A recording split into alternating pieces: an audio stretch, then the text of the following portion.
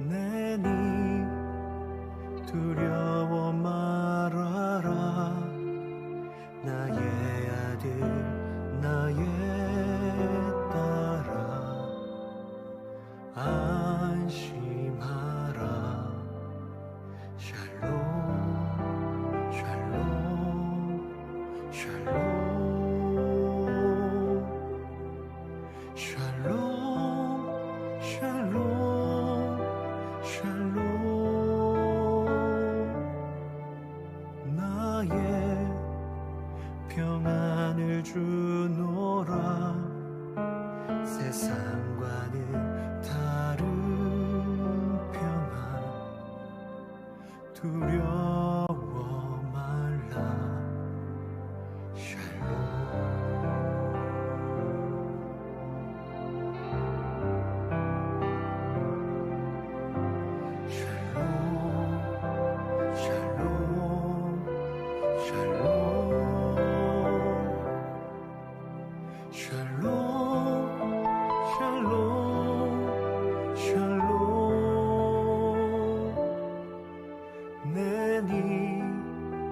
두려워 말아라.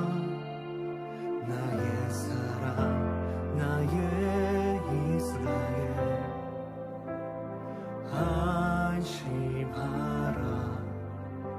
샬롬 샬롬 샬롬 샬롬 샬롬 샬롬. 평강 있을지어다. 아버지께서 날 보냄같이 나도 널 보내노라. 샬롬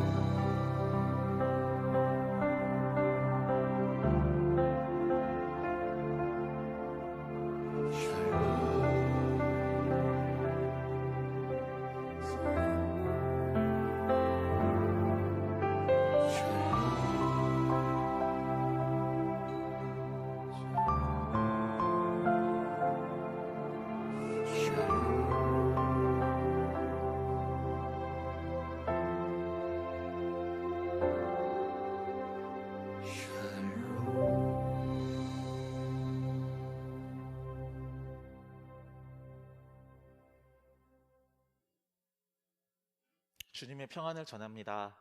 샬롬. 느끼하네요. 네, 같이 예배하시는 앞뒤 좌우에 있는 분들 보시면서 인사하시겠어요? 하나님의 평강이 있기를 소망합니다. 이렇게 축복해 주세요. 네, 온라인으로 예배하시는 분들도 축복 드립니다. 하나님의 평강이 여러분들의 삶에 가득하기를 바랍니다. 그 하나님의 평강이 하나님께서 우리를 예배 자리로 부르셨습니다. 믿으시는 분들은 자리에서 일어나셔서 함께 찬양하며 예배하시겠습니다.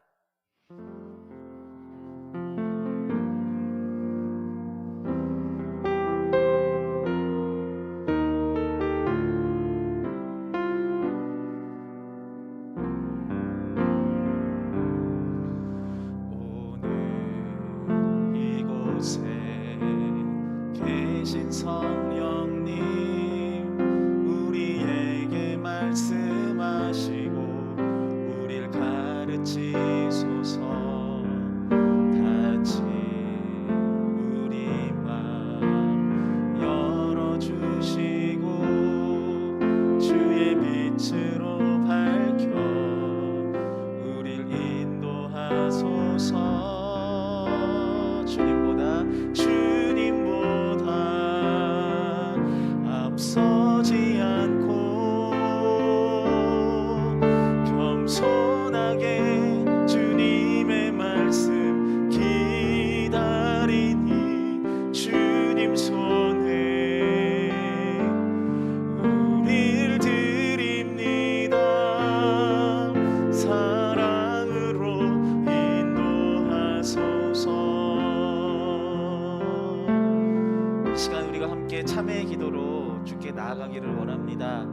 한 주간 우리의 삶의 허물들과 또 하나님을 하나님으로 여기지 않고 다른 것을 우상 삼았던 우리의 악함과 연약함들을 하나님 앞에 고백하기를 원합니다. 주님이 나의 왕이시며 주님만이 나의 구원자라고 주님 고백하지만 삶의 두려움과 아픔 가운데 하나님을 멀리하였습니다. 주님 용서하여 주십시오.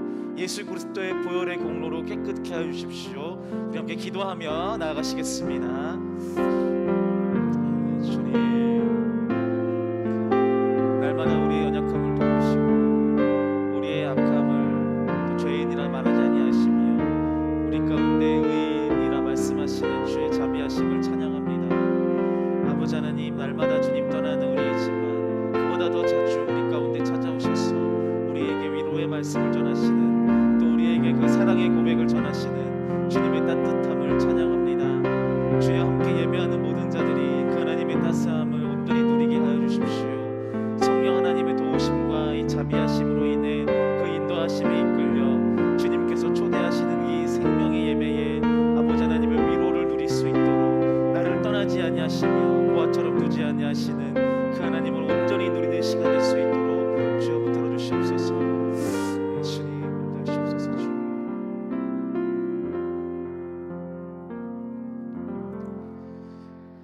하나님께서 우리를 흑암의 권세에서 건져내사 그의 사랑의 아들의 나라로 옮기셨으니 그 아들 안에서 우리가 속량 곧 죄사함을 얻었도다. 그러므로 이제 그리스도 안에 있는 자에게는 결코 정죄함이 없느니라. 아멘.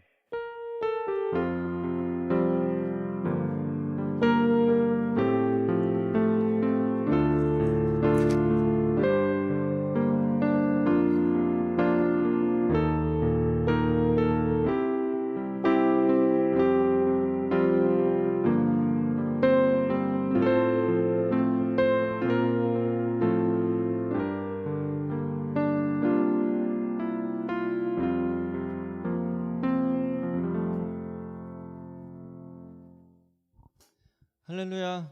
아멘. 아멘. 예, 이 시간 유스 청년부 예배 가운데 온라인으로 그리고 오프라인으로 나와주신 모든 유스 청년분들 모두 축복하고 환영합니다.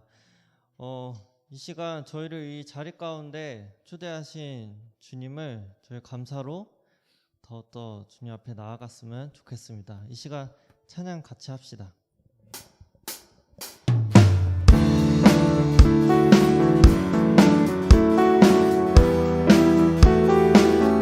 박수 치시면서 찬양하기 원합니다.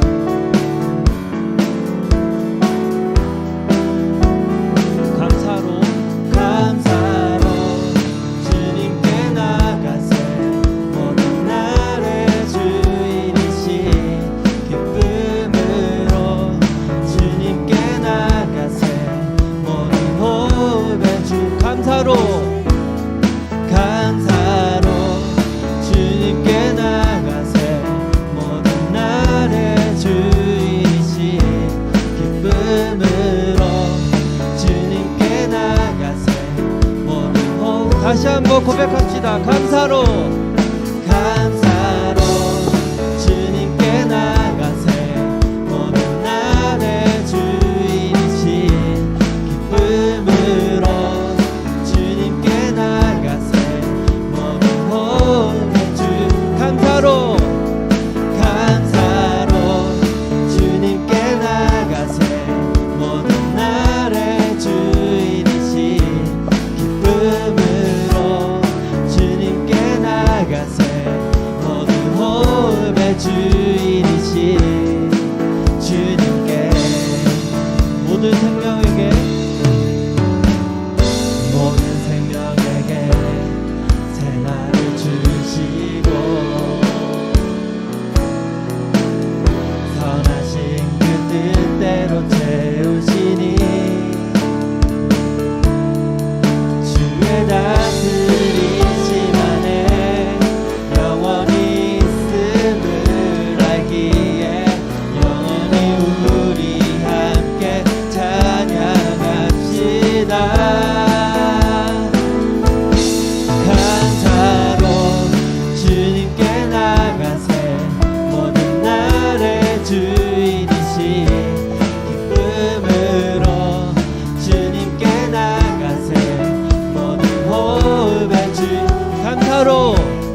감사로 주님께 나가세 모든 날의 주인이신 기쁨으로 주님께 나가세 모든 호흡의 주인이신 주님께 길을 잃은 나를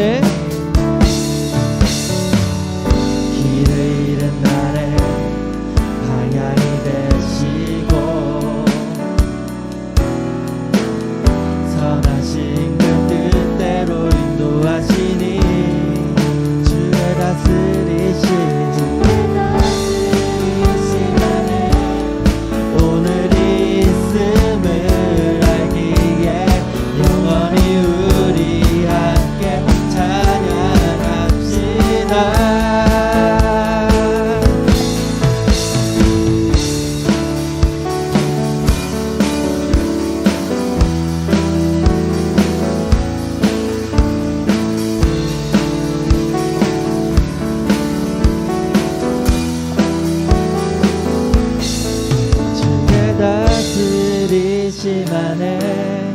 영원히 있음을 알기에 영원히 우리 함께 찬양합시다. 주의 다스림 안에 주의 다스리심 오늘이 있음을 알기에 영원히 우리 함께 다시 한번 고백합시다. 주의 다스리심 안에 주의 다스리심 오늘이 있음을 알기에 영원히 우리 함께 찬양합시다. 감사로 주님께 나가세 모든 날의 주인이신 기쁨으로 주님께 나가세 감사로 주님께 나가세 모든 날의 주인이신 기쁨으로 주님께 나가세 모든 다시 한번 고백합시다. 감사로 주님께 나가세 모든 날의 주인이신 기쁨으로 주님께 나가세 모든 호흡의 주 감사로 주님께 나가세 모든 날의 주인이신 기쁨으로 주님께 나가세 모든 호흡의 주인이신 주님께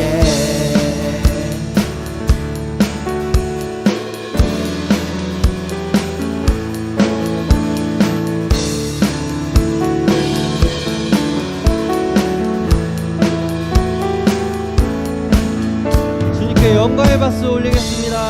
할렐루야.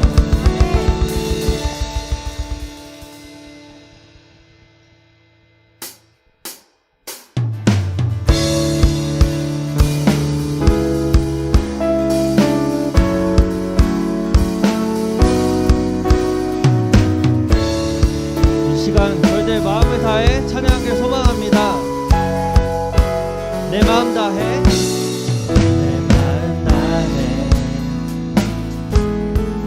주 이름 찬양해 주 사랑 기뻐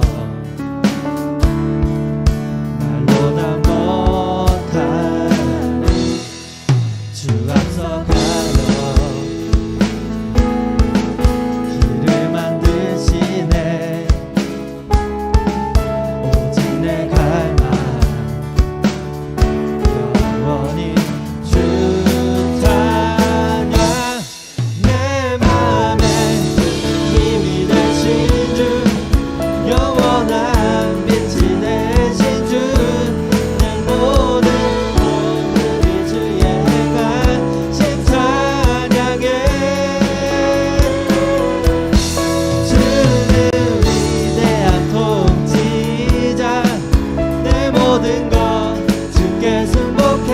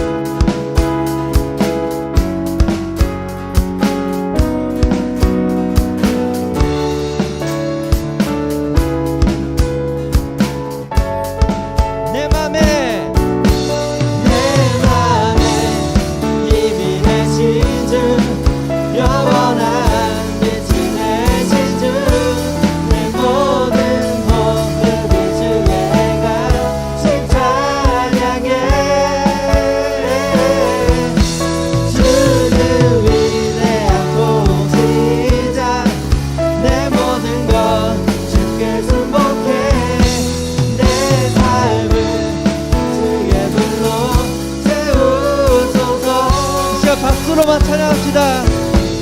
내 맘에 힘이 되신 주, 영원한 빛이 되신 주. 아멘. 호흡이 주의 행하신 찬양해.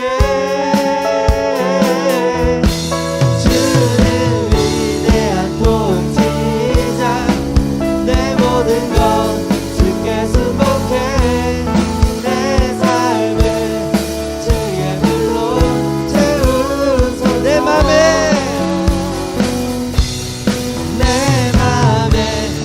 힘이 되신 주. 아멘. 영원한 빛이 되신 주, 내 모든 호흡이 주의 행하신 찬양해.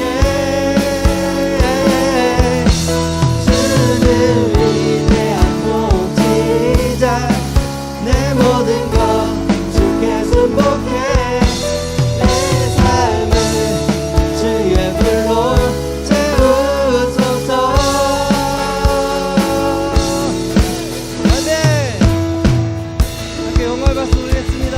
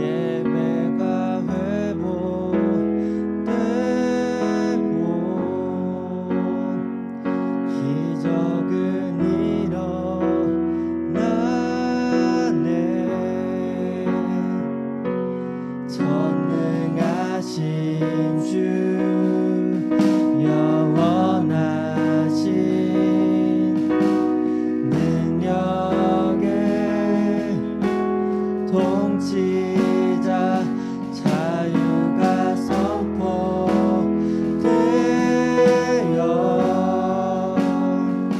주 백성 돌아오네.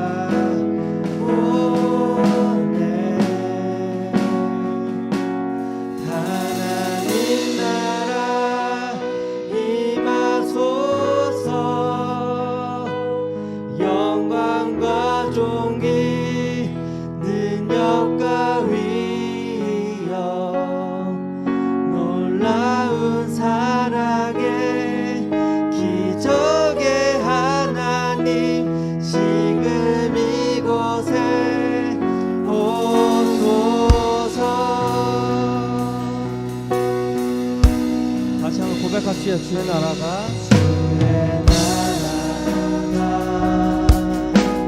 임할 때 하나님 임재하실 때 예배가 회복되며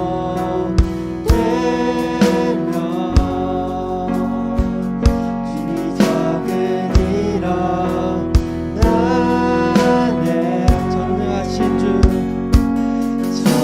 전능하신 주, 영원하신 능력의 통치자, 자유가 선포되어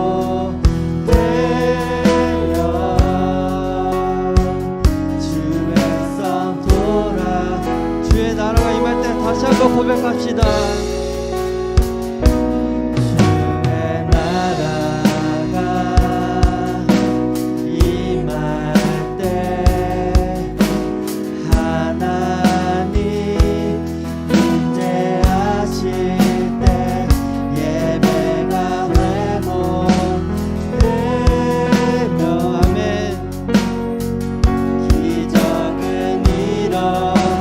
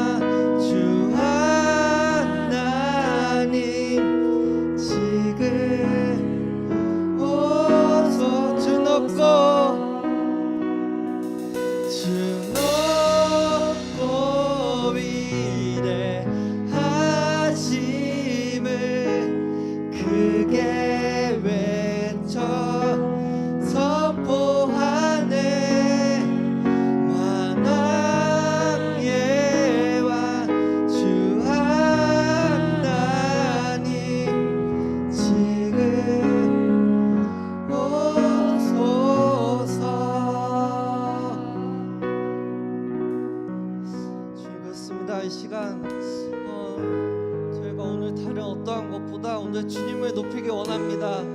이 시간 주님 이름만을 높이고 오늘 주님만을 찬양하기 원합니다. 이 시간 저희들 예배를 받아주시옵고 저희들 마음가운데 찾아오시어서 오늘 주님 한 번만 높이고 주님을 찬양할 때에 정말 주님께서 기뻐하시는 그 예배를 저희가 받을 수 있도록 주님 함께하여 주시길 소망한다고 이 시간 같이 한번 기도하기 소망합니다. 주님, 이 시간 주님 주님 찬양하기 원합니다. 주님 한 번만 놓으면 주님만 높이기 원합니다. 주님 이 시간 주님만 찬양하기 소망합니다. 이 시간 저희들의 찬양과 저희 예배를 받아주시옵소서. 주님 이 시간 정말 주님만 높이기 원하고 주님만을 찬양하기 소망하는 저희들의 그 영혼들의 주님 하나하나 영혼을 찾아가시고 저희들 마음을 찾아오셔서 저희들 저희 마음이 정말 찬양 주님만 한번하게 하시고 주님만 찾아볼 때에 주님 기뻐하신 그 예배를 받을 수 소망합니다. 저희 그 모든 것을 주님께 올려드리면서 이 시간 주님 같이 오늘 주님 함께 찬양해 주시옵소서.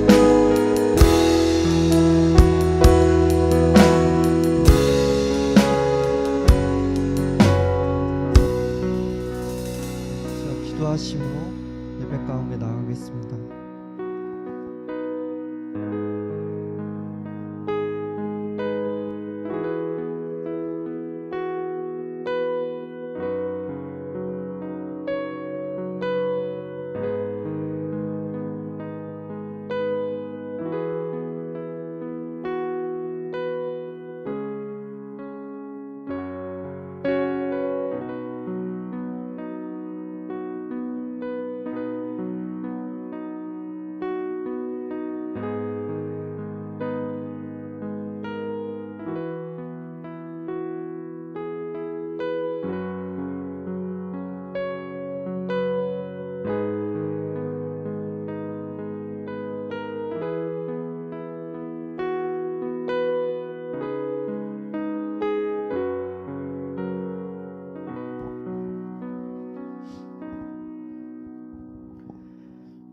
사랑하는 주님, 오늘도 이렇게 주님께 전심으로 우리의 마음을 담아 주님을 찬양하고 예배하게 해주심에 감사드립니다.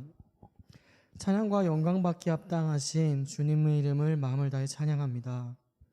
주님, 우리 한 사람 한 사람을 하나의 유스 공동체로 불러주심에 감사드립니다. 모든 지체가 너무 존귀하고 귀함을 우리는 알고 있습니다.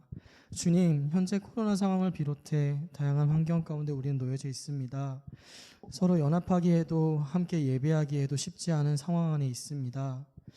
이런 상황 가운데 우리의 중심과 예배를 향한 마음이 늘 주님을 향해 있기를 원하고 하나님 안에서 누렸던 교제의 기쁨, 사랑으로 함께했던 시간들을 우리 지체들이 기억하게 하시고 함께 만나지 못하더라도 서로를 위해 중보하며 마음으로 함께할 수 있는 우리가 되게 하여 주시옵소서. 주님의 말씀을 전해주시는 이승열 목사님을 통해 귀한 은혜가 그리고 성령의 감동이 우리에게 전해지는 시간이 되게 하여 주시고 목사님의 삶 속에서도 영육 간의 강건함을 허락하여 주시고 주님의 사랑과 은혜를 귀하게 누리는 삶이 되실 수 있도록 축복하여 주시옵소서.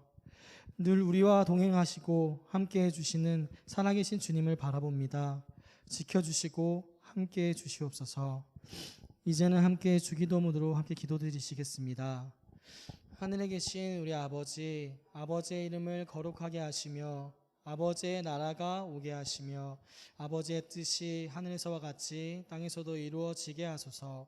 오늘 우리에게 일용할 양식을 주시고 우리가 우리에게 잘못한 사람을 용서하여 준 것 같이 우리 죄를 용서하여 주시고 우리를 시험에 빠지지 않게 하시고 악에서 구하소서. 나라와 권능과 영광이 영원히 아버지의 것입니다. 아멘.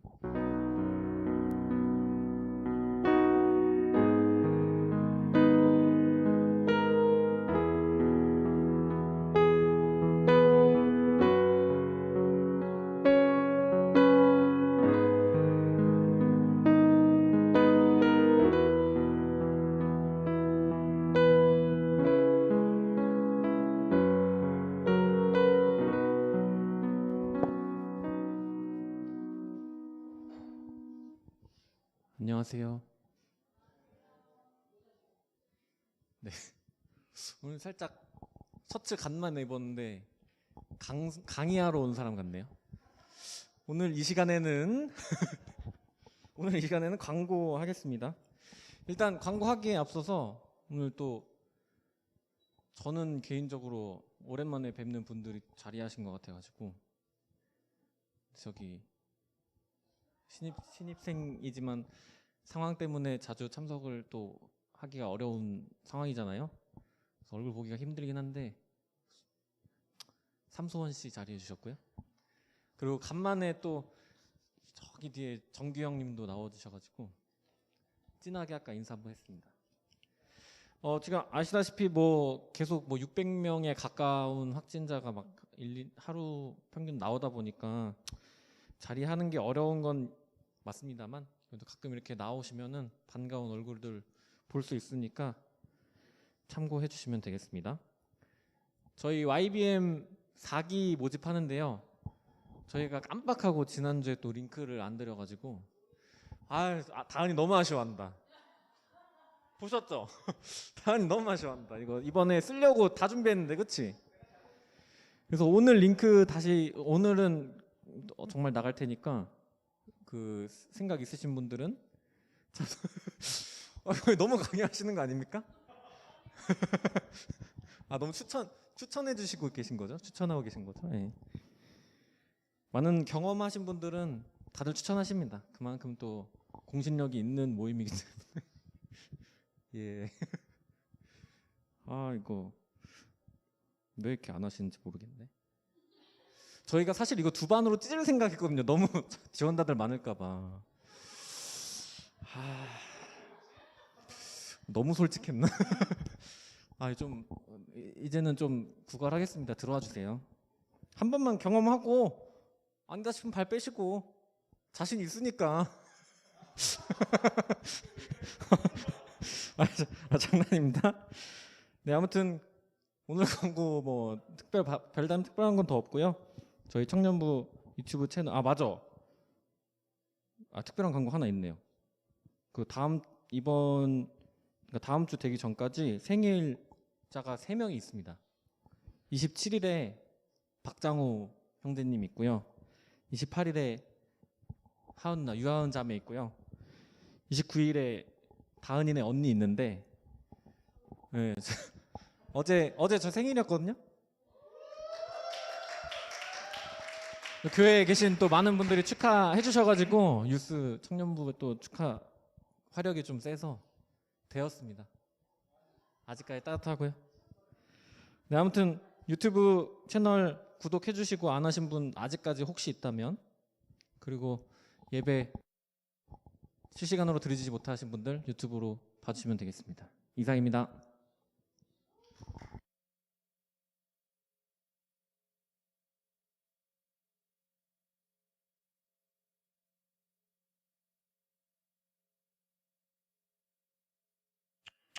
네, 광고가 할 게 짧아가지고 어떻게 하나 했는데 역시 현승이는 우리 실망시키지 않네요. 네, 아무튼 설교가 길까봐 빨리 시작하겠습니다 오늘. 네, 쓰다 안 줄어지더라고. 이제 최대한 빨리. 오늘 하나님의 그런 눈으로 보지 마세요. 무서워요? 아파요? 네. 신약성경 요한복음 14장 25절로 31절의 말씀입니다. 14장 25절로 31절의 말씀. 네. 7절의 말씀인데요. 예수님의 설교이거든요. 설교 톤으로 같이 읽어주시면 좋을 것 같습니다. 네, 같이 보겠습니다. 제가 먼저 읽을게요. 이 모든 것을 내가 너희와 함께 있는 동안에 너희에게 말하였다.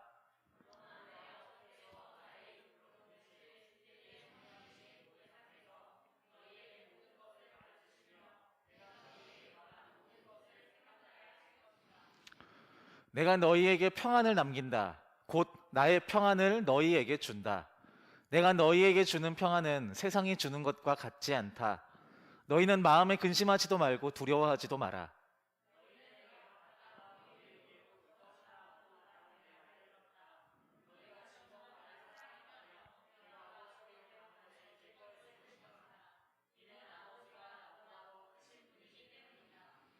내가 지금 이 일이 일어나기 전에 너희에게 말하는 것은 이 일이 실제로 일어날 때 너희로 하여금 믿게 하기 위해서이다.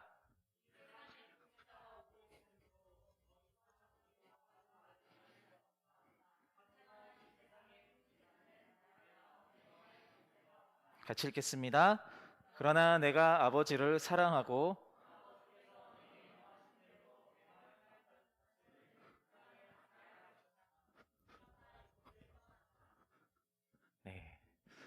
우리를 돕는 신 성령이라는 제목으로 함께 하나님의 말씀을 나누겠습니다. 지난주 설교 혹시 기억나시나요? 네. 네. 그냥 물어보는 거라고 생각하세요. 대답 안 하셔도 괜찮아요. 내용, 본문의 내용이 이제 이런 내용이었어요. 예수님께서 고별 설교를 하시고 하나님께 기도하는 기도문이었습니다. 요거만 기억하시면 좋겠는데. 기억나신 분들 고개를 살짝 끄덕여 주시면 예, 감사합니다. 네, 고별설교 기도문이었어요. 그래서 십자가의 고난을 주님께서 앞두시고 제자들의 발을 씻기시고 제자들에게 마지막 설교를 하신 후에 하나님 아버지께 기도하는 장면이 지난주 설교 본문이었어요.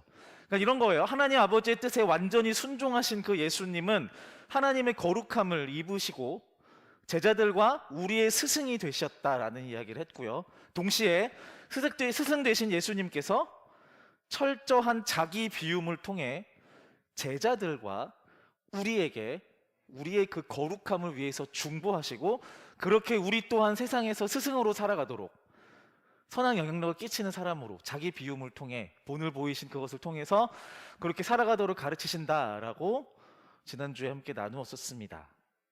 네, 잠깐만요. 제가 숨이 좀 차가지고요.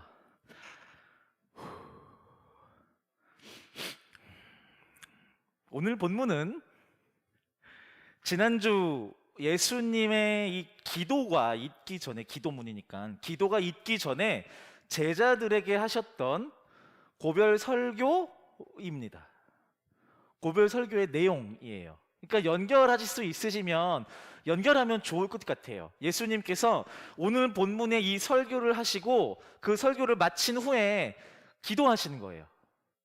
그리고 나서 이따 얘기하겠지만 이제 죽으러 가세요. 그렇게 연결이 됩니다. 특별히 오늘 이제 성령 강림 주일입니다. 성령 강림 주일 뭘까요? 성령님이 강림하신 주일이겠죠. 성령 강림 주일. 저희가 예전에 한 5주 전쯤에 부활 주일로 지켰던 거 기억하세요? 부활 주일. 예수님께서 부활하시고 40일 후에 오순절에 40일 후에 승천하시고 열흘 후에 성령님께서 각 제자들과 모인 모든 사람들과 온 만물에 완벽하게 이렇게 뭐라고 할까요? 퍼진? 깔린? 예, 그렇게 된 이제 그 날이 오늘 이 성령 강림 이 날이에요. 오순절 성령 강림 주일이라고 이렇게 하는데요. 그래서 오늘 이 날을 맞이해서 이제 오늘 본문에서는 예수님께서 죽음을 앞두고 계시거든요. 아까 말했잖아요. 이제 곧 죽으러 가신다고요. 죽음을 앞두신 그 예수님께서 온 이스라엘 민족의 천지개벽과 같은 개혁을 기대하는 제자들에게 처음으로 예수님이 성령님을 이야기하면서 그들에게 너희들을 평안케 해줄게라는 약속을 하시는 장면이에요. 설교를 통해서. 자, 이 예수님이 약속하시는 평안이 성령님을 통해서 저와 여러분들의 삶 속에서도 울려 퍼지는 평안의 외침이라는 것을 오늘 말씀을 통해서 좀 같이 보고 싶습니다. 먼저 함께 예배하시는 분들 오늘 현장에도 조금 이렇게 나오셨으니까 좀 이 앞뒤 좌우분들 보시면서 좀 길게 인사하시겠습니까? 성령님이 당신과 함께 하십니다. 이렇게 인사해 주세요. 네, 한 분만 하지 마시고 두세 분 얼굴 보시면서 네. 입만 웃으면 안 보이니까 눈웃음 하시면서 네. 자, 오늘 본문의 시작은 이렇습니다. 내가 너희와 함께 있는 동안 이 말을 하였다. 내가 너희와 함께 있는 동안 이 말을 하였다. 오늘 본문의 시작이에요. 25절에. 자, 오늘 그러니까 본문 서두에 이렇게 말씀하시는데요. 그러니까 예수님은 지금 오늘 본문 이전에 설교를 하시고 이어가시는 거예요. 네. 자, 예수님께서 제자들에게 하셨다라고 밝히는 말들, 그러니까 이 앞절의 내용을 정리를 해보면 대략 이렇게 돼요. 어떻게 되냐면요. 잠깐만, 어디 갔지? 네.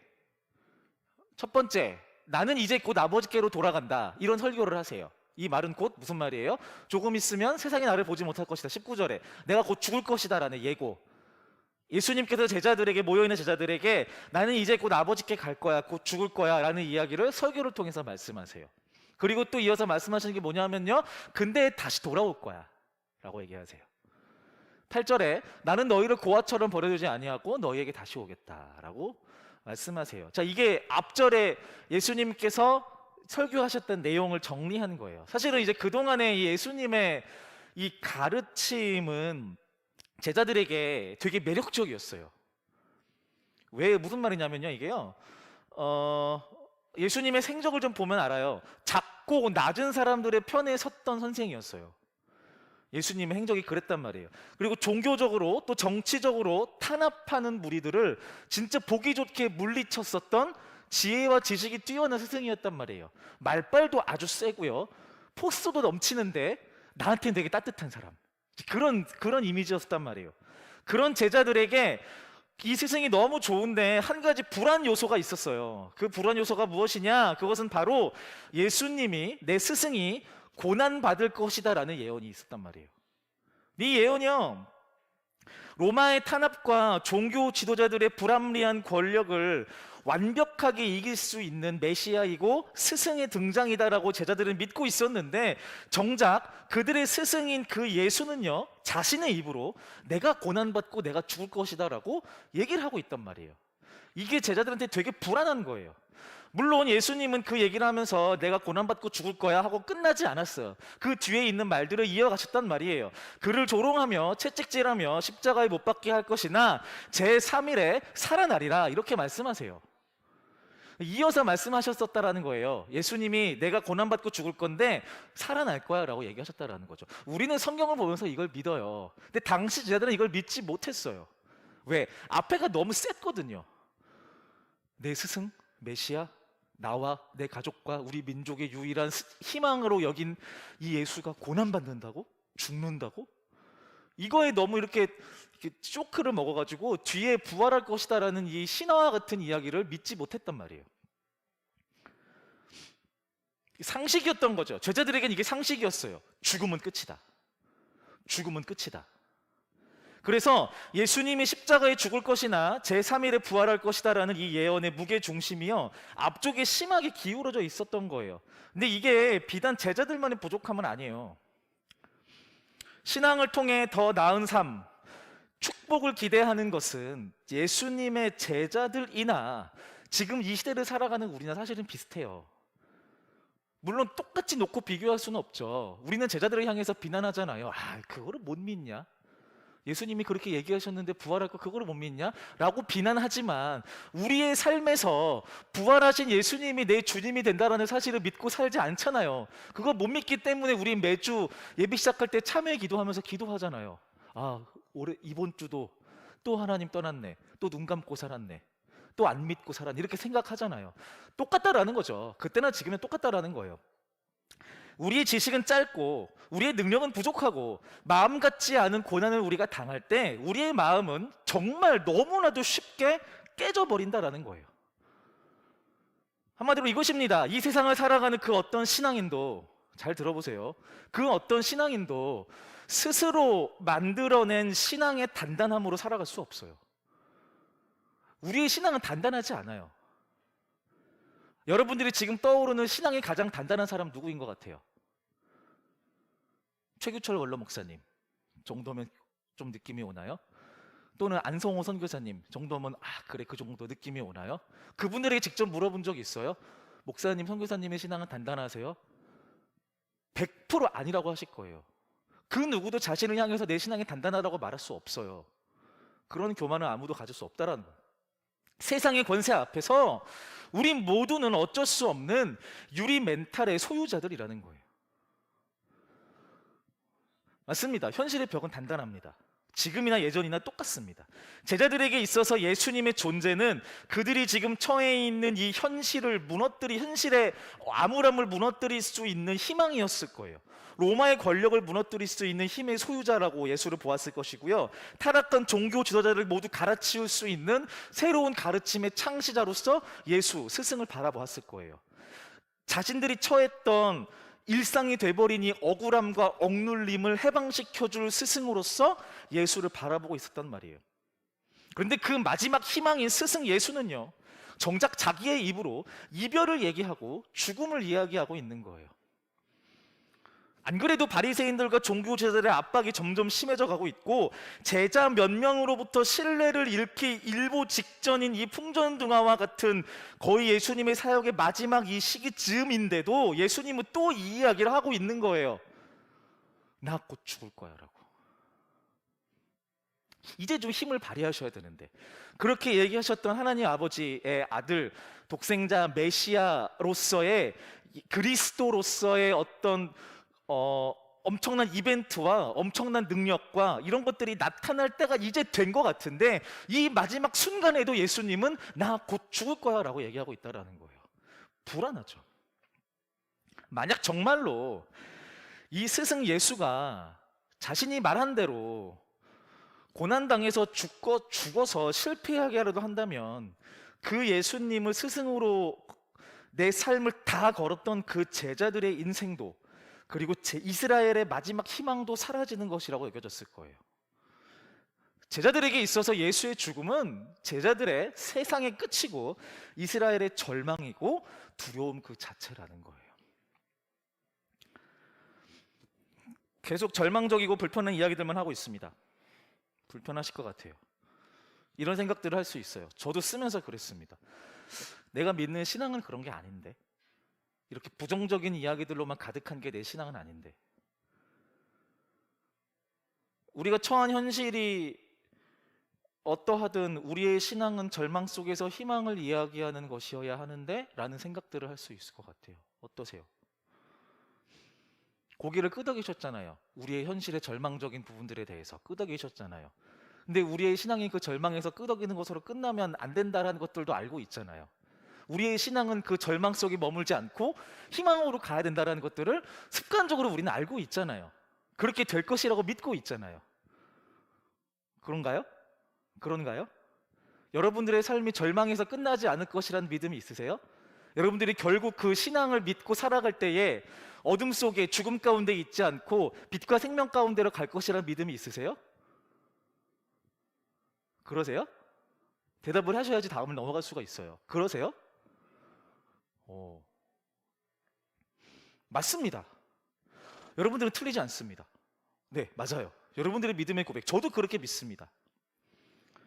우리의 신앙의 결과는 절망이 아니에요. 비록 현실의 벽과 그로 인한 절망이 크고 그 벽이 되게 단단할지라도 신앙의 주인인 예수 그리스도의 복음은 우리로 하여금 그 벽을 뛰어넘을 수 있는 힘을 제공한다라는 거예요.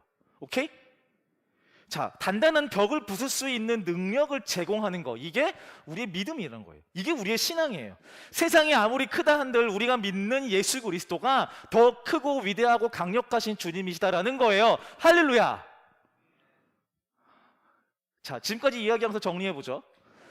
우리의 현실 판단은 아주 객관적입니다. 우리가 처해 있는 현실이요, 유례 없이 이어지는 청년 실업, 날로 심해지는 혐오 범죄와 학대 사건들, 나아질 기미가 없는 부동산 시장과 일확천금을 꿈꿀 수밖에 없는 사회 현실, 끝날 것 같지 않은 이 코로나 시국, 이렇게 피할 수 없는 현실로 인해 생기는 반응은 당연히 두려움이고 고통이고 공포입니다.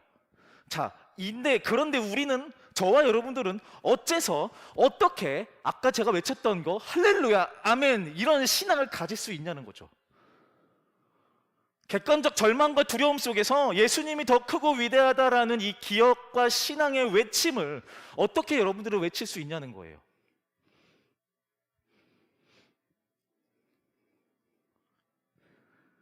자, 이게 오늘 설교의 포인트입니다. 막 달려왔는데요, 내가 처한 현실 속에서 희망이 전혀 보이지 않는데 우리는 되게 보기 좋게 그래도 주님이 더 강하십니다 라고 외치고 있다라는 거. 역설, 어떤 주장이나 주의에 반대되는 이론이나 말, 사전적 정의로 이렇게 되어 있습니다. 유명한 수필가 고 안병욱 박사는요, 그의 저서 사색인의 향연이라는 수필에서 이렇게 말하고 있습니다. 신앙을 가지고 산다는 것은 이성으로는 믿기 어려운 역설을 순순히 받아들이는 것이다. 우리의 신앙은 역설적입니다. 세상의 벽을 만나서 멈춰서고 좌절하지만 그것을 넘어설 수 있다고 믿는 게 우리의 신앙입니다.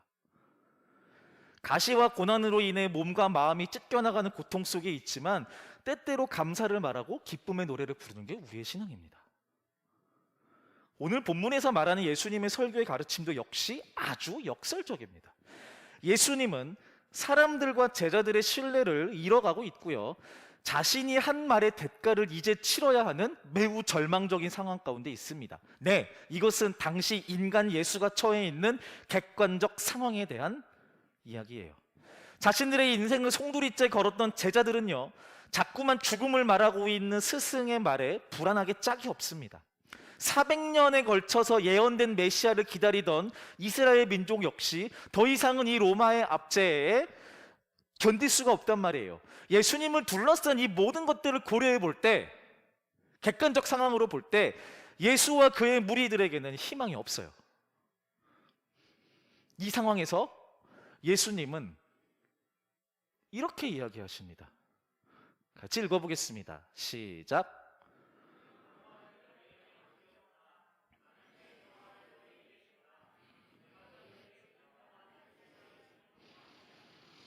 역설입니다. 100% 역설입니다. 희망의 자리가 전혀 없는 상황을 모두가 알고 있지만 그 속에서 평안과 안녕을 말하는 것은 역설입니다. 이런 상황에서는 오히려 인내하라, 묘수를 찾아라, 생존법을 터득해라, 이렇게 말하는 것이 순리일 거예요. 예수님이 말하는 역설, 이 역설의 이야기의 중심에 근거로 자리하고 있는 아주 중요한 개념이 있으니 바로 오늘 우리가 함께 나눌 이야기인 보혜사 성령에 대한 이야기입니다. 같이 읽어볼게요. 시작.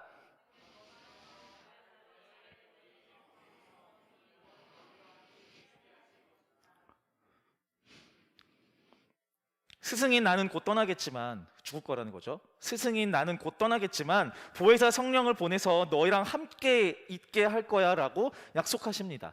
그리고 이 보혜사 성령으로 인해 세상 모든 자들이 두려움과 어둠에 있을 때 예수는 오히려 평안과 영생이 너희들에게 있다라고 힘주어 말씀하십니다. 같이 읽어볼게요. 시작.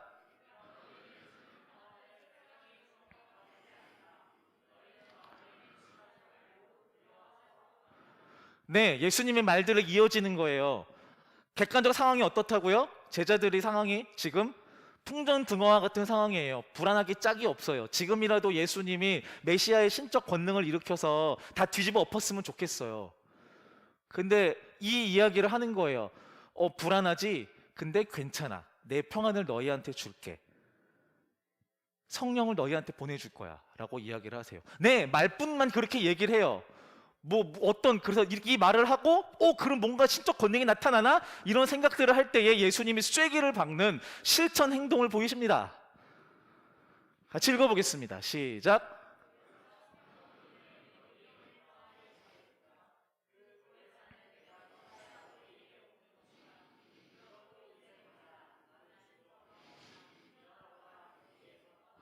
이렇게 설교가 끝나요. 이게 예수님의 마지막 실천이에요. 신적 권능, 아니요, 진짜 예언했던 대로 죽으러 간대요. 이제 가자, 나 죽으러 갈 거야 라고 얘기하면서 설교가 끝나요. 제자들은 더 이상 스승으로부터 새로운 것을 들을 게 없어요. 끝나버렸어요.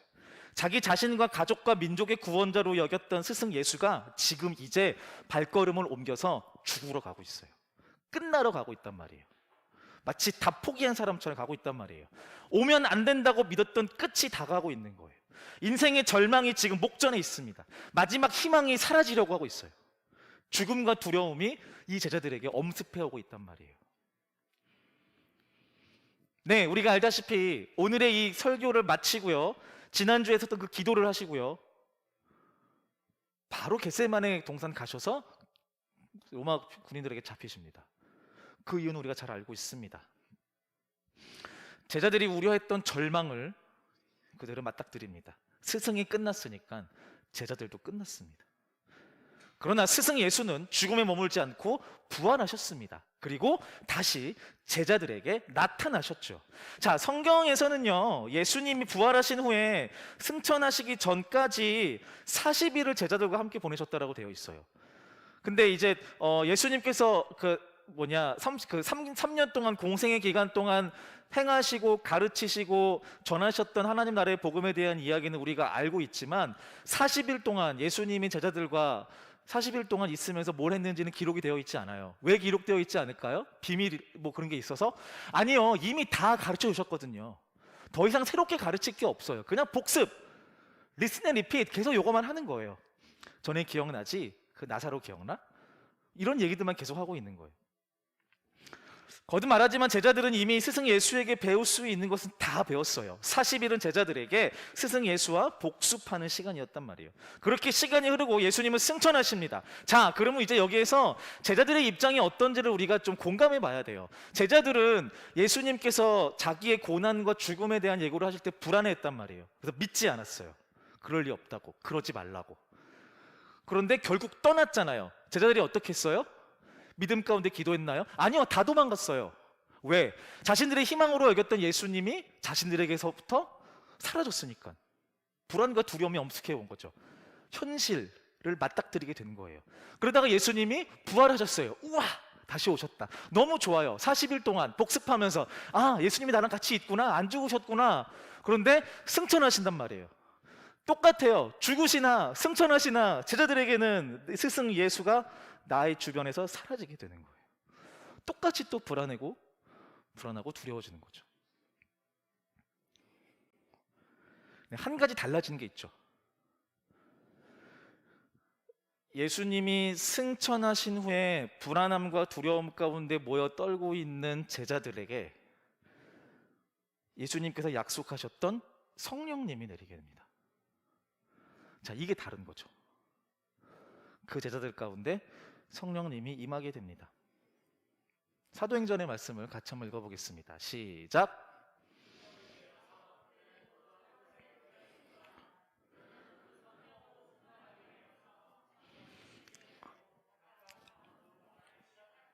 네, 되게 역사적인 사건이에요. 문장으로 이렇게 되어 있는데요. 실제로 뭐 묘사를 하기가 되게 어려워요. 뭐 그림이나 사파 같은 것들을 보면 이렇게 하늘에 얼룩 같은 거 이렇게 만들어 놓고 사람들이 이렇게 기도하고 있고 머리 위에 불꽃 하나 그려놓고 이런 식으로 묘사하더라고요. 묘사하기가 되게 어려워요. 되게 놀라운 일이 일어났죠.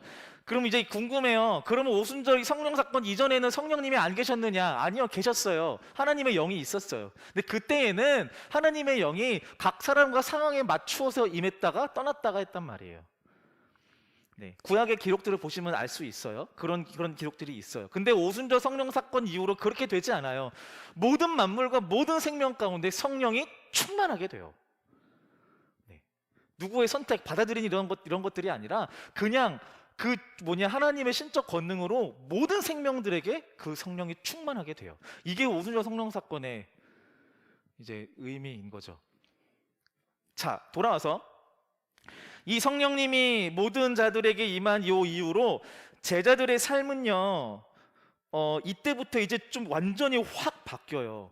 이전의 제자들의 삶은 우리가 알다시피 예수님의 제자들이긴 하나 우리가 기대하는 예수님과 어울리는 제자의 삶은 아니었어요. 스승이 죽었을 때 도망갔고요. 부활해서 나타났을 때 의심했고요. 그리고 계시다가 승천했을 때 또 불안해했고 두려워했단 말이에요. 자, 이건 아까 말씀드렸다시피 그들이 처해 있는 현실을 객관적으로 받아들였기 때문에 생기는 자연스러운 반응이에요. 그런데 오순절 성령님이 그 제자들한테 임한 이후로 이때부터는 제자들의 삶이 저와 여러분들이 기대하는 예수의 제자에 걸맞는 신앙의 삶으로 바뀌어요. 같은 사람들이 맞나 싶을 정도로요. 그래서 이렇게 찬찬히 이제 성경을 읽어보신 분들은요, 사도행전 2장 1절에 오순절 성령이 그들에게 임했다라고부터 되게 낯선 글귀들을 보게 돼요. 어떤 글귀요? 제자들이 설교하기 시작해요. 그때부터. 그리고 앞에 항상 이런 조항들이 붙어요. 그들이 성령이 충만하여 사람들 앞에서 말을 하니, 이렇게 얘기가 붙어요. 이제야 예수님의 제자에 걸맞는 삶을 살게 되는 거예요. 뭐 때문에? 성령님 때문에요. 자, 네, 요 말씀 같이 한번 읽어볼게요. 시작. 그러나 보혜사 곧 아버지께서 내 이름으로 보내실 성령께서 너희에게 모든 것을 가르쳐 주실 것이며. 자, 아까 말씀드렸던 예수님의 죽음 가운데 평안을 말하는 이 모든 이야기들은 역설이라고 말씀드렸죠. 이 역설은 성령으로 인해 가능해졌다라고 말씀드리는 겁니다. 모든 자들에게 임하여서 예수님이 말씀하셨던 그 복음을 생각나게 하시고 그 복음을 말하게 하시고 그것을 믿게 하시는 성령님이 오신다면 예수님의 죽음이 끝이 아니라는 것을 믿을 수 있게 되는 거죠. 역설이지만 역설이 아니게 되는 거예요. 성령님이 있다면. 그러니까 아까 말씀드렸죠. 제자들은 예수님이 죽을 것과 사흘 만에 살아날 것이다라는 이 한 문장의 이야기를 들었을 때 잘라서 뒤에 걸 버렸단 말이에요. 앞에 것만 기억하고 두려워했단 말이에요. 근데 성령님이 오신 이후로 이 문장의 참된 의미를 깨닫게 되는 거예요. 성령님이 제자들로 하여금 기억하게 하시고 깨닫게 하신다는 거죠. 이해하게 하시고요. 이게 성령님의 역할이에요. 어떤 성령님이 오셔서 그들에게 예수님이 미처 말씀하시지 못하셨던 새로운 가르침을 전한 게 아니에요. 이미 다 말하였는데 제자들의 그 객관적인 상황 때문에 자신들이 스스로 선택하였던 자기에게 입맛에 맞는 이야기들만 갖고 살던 그 제자들에게 성령님께서 오셔서 예수님이 하셨던 그 복음의 진짜 이야기들을 전부 다 기억나게 하신다는 거예요. 그것을 믿게 하시고요. 그래서 베드로가 사도행전 2장부터 그렇게 믿음이 충만하여서 설교할 수 있는 거예요. 이해가 되니까 이제 예수님이 하셨던 그 가르침과 그 삶의 내용이 이해가 되니까 내가 이렇게 말해도 되는구나 라고 되는 거예요. 그래서 겉으로 볼 때는 역설적인 삶을 베드로도 살아요. 붙잡히고 매맞고 고발당하고 배신당하고, 그런데 똑같이 예수님처럼 묵묵하게 그 복음의 삶을 걸어간단 말이에요. 베드로가 갖고 있는 신앙의 단단함 때문이 아니에요. 아까 우리가 고백했잖아요. 우리의 신앙은 단단하지 않다. 똑같아요. 베드로하고 다르겠어요. 그의 신앙이 단단해서가 아니라 성령님이 베드로 가운데 임하셔서 그 신앙으로 살아갈 수 있는 능력을 제공한다라는 거죠. 그 성령으로 인해 우리는 복음을 다시 붙들 수 있는 거예요. 우리도 사실 다르지 않죠. 다시 한번 묻겠습니다. 여러분들 가운데 지금 속으로 한번 생각해 보세요. 여러분이 알고 있는 가장 믿음이 굳건하고 단단하신 사람이 누구 있는지. 여러분들이 만약에 그분들을 그분 정말 신앙이 단단하고 이렇게 단단하신 분이야, 정말 믿음이 좋으신 분이야 하면서 어떤 목사님, 권사님, 장로님, 집사님을 떠올릴 수 있다면, 또는 선배를 떠올릴 수 있다면, 그건 그 사람의 신앙이 단단해서가 아니라 그 사람 가운데 임한 그 성령 하나님의 일하심이 그 삶 가운데 드러나기 때문이에요. 그 신앙이 좋은 그분을 닮고 싶다면 우리도 그 성령님을 받아들이면 돼요. 근데 너무 신기하고 감사하게도 내 안에 없는 성령을 내가 어떤 것으로 해서 기도해서 간절히 구해서 떠돌던 성령이 내 안에 확 들어와서 이런 빙의, 이런 개념이 우리가 믿는 신앙이 아니라는 거예요. 이미 우리 안에 성령 하나님께서 인도하고 계세요. 우리가 그 하나님의, 성령 하나님의 운행하심을 얼마나 인정하고 받아들일 수 있는가의 문제예요. 이것을 우리는 믿음이라고 해요. 믿음이 전혀 없는 사람은 성령 하나님의 인도하심으로 인해 누리는 모든 축복을 운이라고 하겠죠. 행운이라고 하고요. 성령 하나님의 인도하심을 온전히 이끌림 받아 사는 사람은 누가 보아도 고난의 시간 속에서 감사를 말할 수도 있고 찬양을 할 수도 있겠죠. 네, 객관적으로는 역설이에요. 그런데 성령에 충만하여 삶을 살아가는 사람에겐 그것이 역설이 아니에요. 그게 진짜 순리예요. 그래서 예수님은 다시 돌아와서 그 설교 가운데 모든 제자들이 역설적으로 여기는 그 상황 속에서 혼자 믿음으로 그렇게 설교하시면서 외치셨었던 거예요. 이게 끝이 아니야. 세상에 절망이 오더라도 너희는 완전히 평안해질 거야. 내가 죽으면 성령이 너희 가운데 올 거거든. 그 성령이 내가 말한 모든 것들을 너희한테 기억나게 하실 거거든.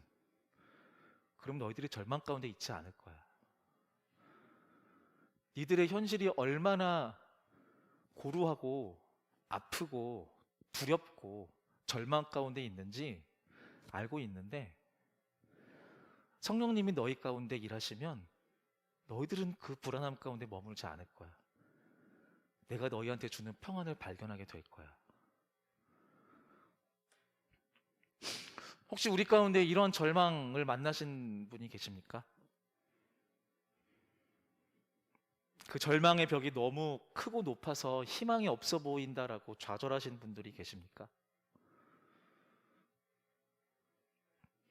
죽음을 이기신, 또 그렇게 세상을 이기신 예수 그리스도의 복음을 기억하게 하시는 성령님이 우리 가운데 있음을 믿으시기 바랍니다. 그 성령님이 우리의 믿음이 흔들릴 때 더욱 굳게 붙들어 주실 것입니다. 신앙의 기억이 흐릿해질 때 은혜의 시간과 감동을 다시 떠올릴 수 있도록 해주실 것입니다. 두려움에 빠져 있을 때 우리에게 우리 주님께서 평안을 선물해 주실 것입니다. 함께 기도하기를 원합니다.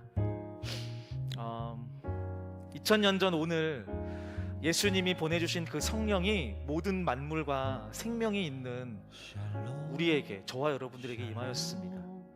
그 성령은 희망을 찾아볼 수 없는 우리의 인생 속에서 생명의 근원 되시는 예수님을 바라보게 하였습니다. 하나님으로부터 자꾸 멀어져 가고 잊혀져 가는 우리의 생각을 기어이 하나님 앞으로 이끄시는 분이 바로 성령 하나님이십니다. 이 시간 우리가 감사의 기도로 함께 나가기를 원합니다. 주님, 내게도 성령을 보내주셔서 감사합니다.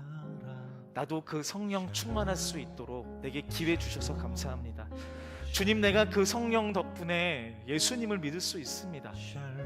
그 성령님이 아니라면 몇 번이고 몇백 번이고 잊었을 예수 그리스도의 그 복음과 사랑을 이제 그 성령 때문에 잊지 않고 믿을 수 있겠습니다. 절망 가득한 인생에서 소망 되신 예수님이 내 주님이심을 성령님을 통해 내가 떠올릴 수 있습니다. 성령의 인도하심을, 또 기억나게 하심을, 믿게 하심을 감사하면서 함께 기도하기를 원합니다. 여러분들이 입술로 기도하며 나가시겠습니다.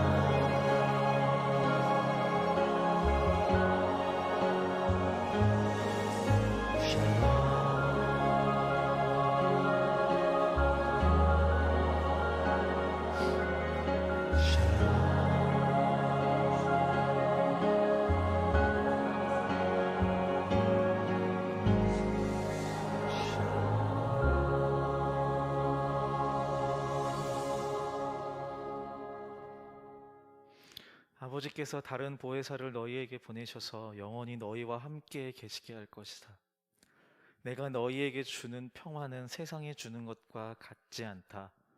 너희는 마음에 근심하지 말고 두려워하지도 말아라. 2000년 전 제자들에게 선포하신 이 평안의 선포가 2021년을 살아가는 현실의 벽 앞에 신음하는 우리에게도, 우리의 삶과 영혼 가운데에서도 분명하게 울리고 있습니다. 주님, 우리의 신앙은 단단하지 않고 우리의 믿음은 날마다 연약하여 무너지고, 또 그러한 우리를 유혹하고 넘어뜨리려 하는 세상의 많은 벽과 가시들을 만나는 우리의 삶입니다.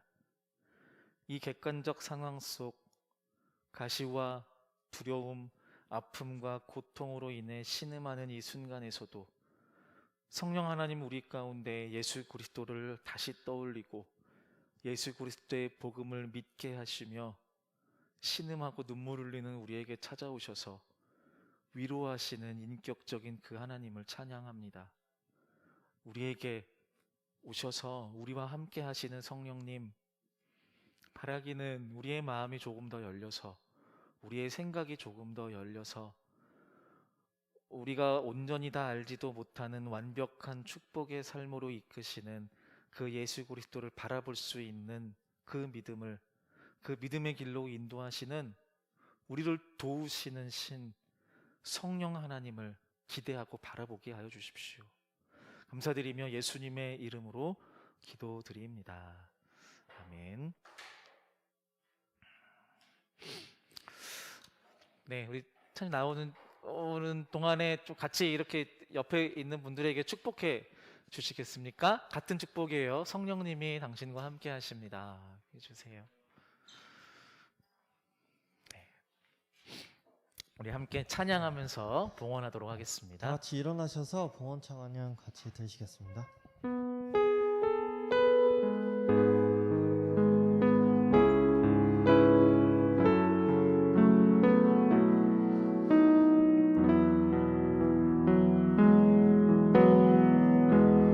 따스한 성령님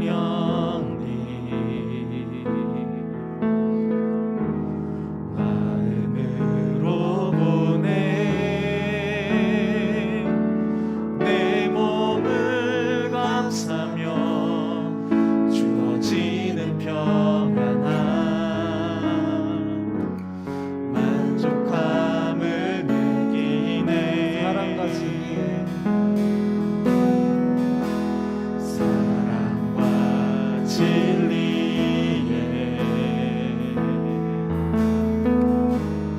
한 줄기 빛 보내 내 몸을 감싸며 주어지는 평안함 그 사랑을 느끼네. 부르신 곳에서 나는 예배하네. 어떤 상황에도 나는 예배하네. 부르신 곳에서 나는 예배하네. 어떤 상황에도 나는 예배하네. 부르신 곳에서 나는 예배하네. 어떤 상황에도 나는 예배하네. 부르신 곳에서 나는 예배하네. 어떤 상황에도 나는 예배하네. 어떤 상황에도 나는 예배하네. 어떤 상황에도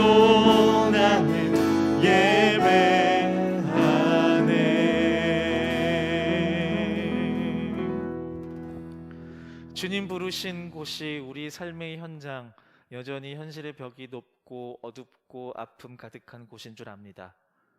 우리가 처해 있는 상황, 따뜻한 사랑이 넘치는 공동체뿐만이 아니라 피말리는 사회 생활의 그 현장임을 또한 우리가 알고 있습니다.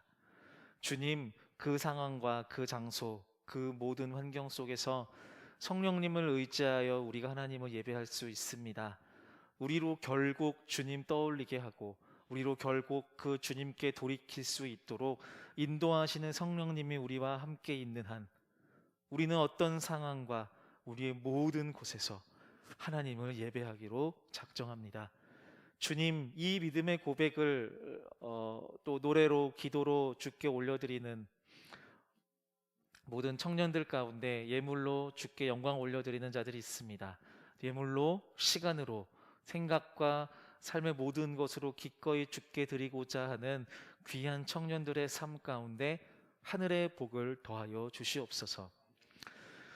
이제 사명 따라 아버지 뜻에 죽기까지 순종하신 독생자 예수 그리스도의 은혜와 독생자 예수를 우리에게 보내시어 증거하신 하나님 아버지의 사랑과 구원자 예수 그리고 창조주 하나님의 다함 없는 사랑과 은혜의 그 기억으로 인도하시는 성령 하나님의 교통하심이 함께 예배하는 모든 유스 청년들의 삶과 가정과 직장과 캠퍼스 위에 지금부터 영원까지 함께 하시기를 간절히 축원합니다.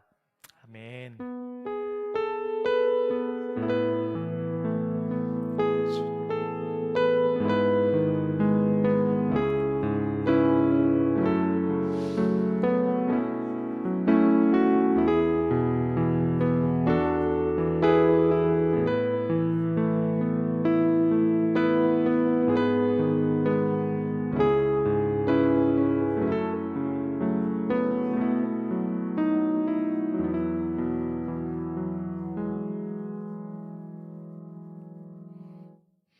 한 주간 평안하세요.